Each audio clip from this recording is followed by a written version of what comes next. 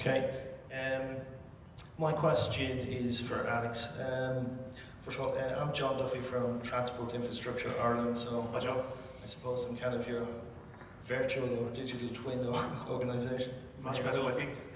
I don't know about that. But, so the question really is, well, I suppose a generalisation from your presentation might be that the UK seem to certainly be charging the way in the delivery of BIM infrastructure, and particularly with the aim and the objective of gaining that competitive edge, particularly for exporting services. So within an organisation like myself here in Ireland, which is similar to yours in the UK, I'd like to ask, what initiatives are the UK taking to upskill the public body clients? You mentioned the capability assessments in the presentation. Okay, so there's been a number of things that have occurred in the UK, and this is where my kind of proactive, excited head needs to stop itself as well. You know, we need to not become disconnected from the reality that BIM level 2 in the UK is not everywhere to the right level that we require from a standardisation perspective. So in terms of the public sector and the departments, so I look after and support the central government departments, like the Ministry of Justice, Department of Health, etc. So the UK BIM Task Group might be a brand that you've been aware of. As that has moved forward, that has now been essentially outsourced to Cambridge. So we've developed the Cambridge Centre for Digital Britain. They still engage and support departments on both a strategic and technical level in terms of their adoption. I would say that from a central government department perspective, the majority of the stakeholders in the room are generally from an asset management background now. They've sort of understood the whole life aspect and opportunity of data and how that transitions through projects into assets. They're very good at the process bit. They kind of understand their technology bit, but they could be better. And from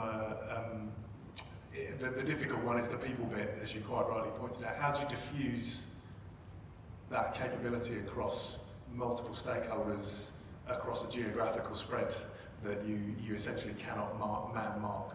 So we've developed a number of different tools. A lot of people have gone their own way, employing various different consulting firms, and I don't think anything has particularly hit the nail on the head yet, if I'm being brutally honest, from a skills perspective.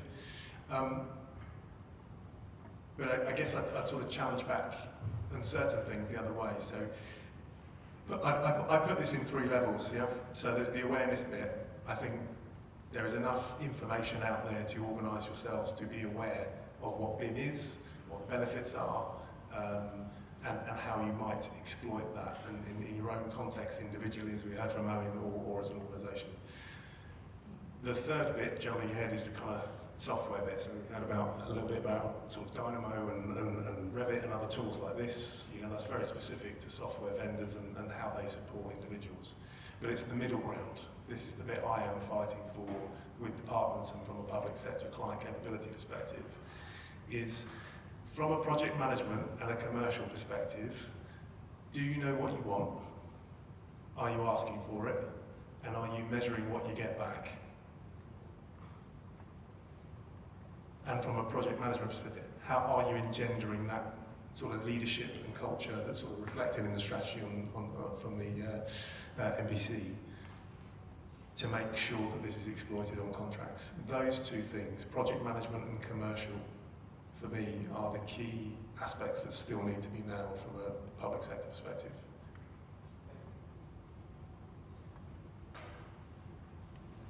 Any other question from the floor? Ralph?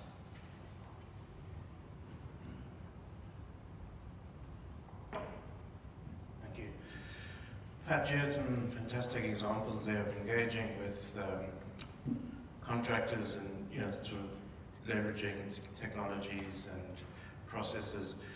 I'm not sure what the procurement process was there, but like, I assume the contract had already been signed and the contractor engaged, and only then could you begin that sort of interaction with the contractor.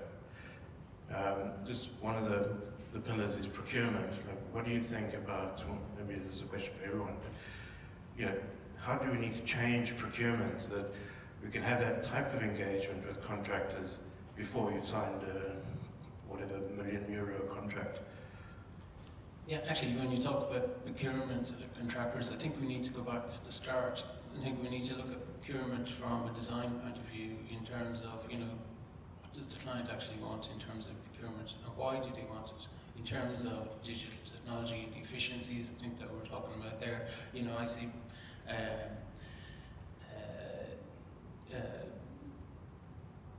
submissions coming in looking for BIM or BIM level 2, and that's it. So I think, in terms of procurement, I think we need to start educating those that procure buildings initially, and then move on in terms of manufacture. I think, I've been involved with the Irish Green Building Council for quite a while now, and I think probably during the boom times we were talking about how are we going to get sustainability rating systems more mainstream in terms of the Irish economy and all this.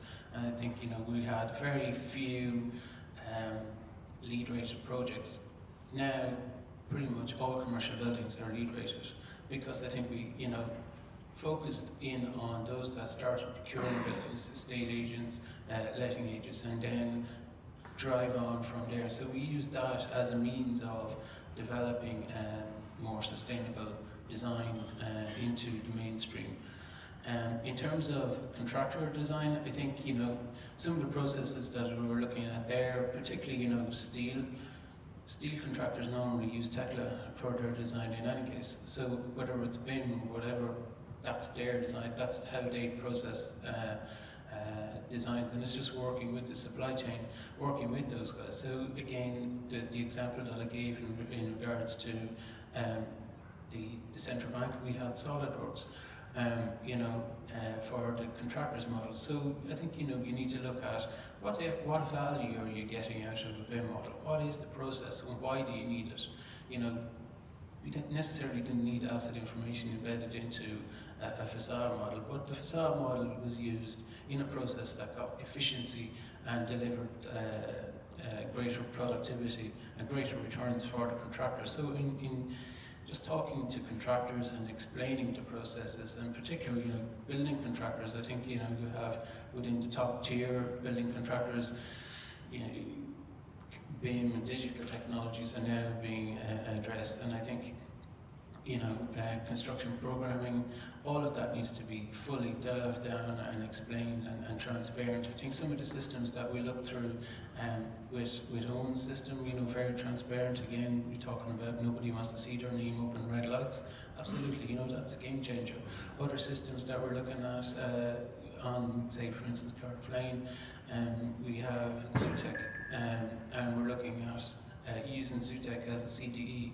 We sat down working with CitA and we customized the workflows. So more traditional workflows, if you're familiar with the system, we have an ABC approval status and workshop drawings coming in, and each design team member, so we have, say, facade, contractor, the architect, the structural engineer would each give their own approval, and then the overall approval for that particular drawing is based on the lowest ABC coming in. So we automated that process through ZTEC.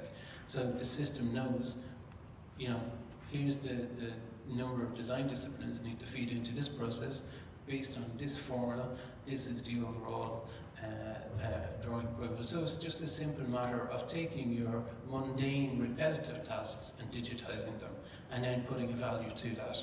So in terms of procurement, absolutely, I think we need to start the start at those procuring buildings. I think, the public sector, and get those on board, and then look right down through the supply chain. That's the push, and I think then the pull is or the carrot is proving and showing how the efficiencies are going to work. So hopefully that.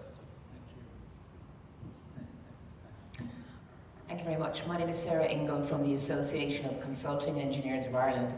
The comment was made this morning by one of the panel, I'm not sure, one of the speakers, that if somebody landed on a construction site who worked on a construction site 100 years ago, that it would look quite similar in many ways with yourself. 50% perhaps would be changed. One thing that the person might find hasn't changed much either is the amount of women on the construction site. Right. And I was wondering what the panel thought of how the use of technology can encourage more women to come into construction. So we're not using much, we're not doing much for that diversity statistic here, right? Yeah, it's a great point. I think in the UK, something like 9 or 10% of the workforce in construction is female. So I think fundamentally, and it's something that doesn't come up so much in regards to Construction Leadership Council, who sort of in the UK represent industry view in that sense. So they're very much on board with the diversity and inclusion agenda, but they're not thinking about the brand of the industry that we want. So we're not projecting and telling people, this is the industry. Yeah, these are the opportunities, these are the types of job roles that are available. Why not? Why not? It's a great question. I mean, I challenge that back to anyone in industry to go and do the same. So if I look at BIM Objects numbers internally, we're at something like 30% female, which still not even, but a bit closer to the representative workforce. I think part of the problem is that we get stuck in, correct me if I'm wrong here, Owen, something Owen said actually, it's kind of that, you know, mentality that we've always done it this way. And actually, we're not projecting the image of the industry that we want, so people aren't really following that trend. If you look at architecture, engineering, design, actually, I suspect from an education perspective particularly, the numbers are probably fairly even. But if you ask anyone on the street that doesn't know anything about construction, what their image of construction is, it's a hairy-ass guy in high-vis and a hard hat. We have to change that image. Yeah, we have to present a different brand. One quick comparison. So if you look at the UK Armed Forces, and I don't know whether you would have had access to these adverts, but in 2010 they went on a drive to reduce the regular forces and increase the reserve forces. So it was a huge advertising campaign from the Army, the Navy and the RAF. If you look at the Navy and the RAF advertising, none of it is frontline. It's completely diverse. It's all about engineering, it's all about technology, it's all about cool things that you could probably do from your house. Whereas the Army was, unfortunately, I'm calling myself middle-aged now, getting on for middle-aged, guys jumping out of helicopters in fatigues, very front line, very aggressive. That is our hard hat, high-vis image.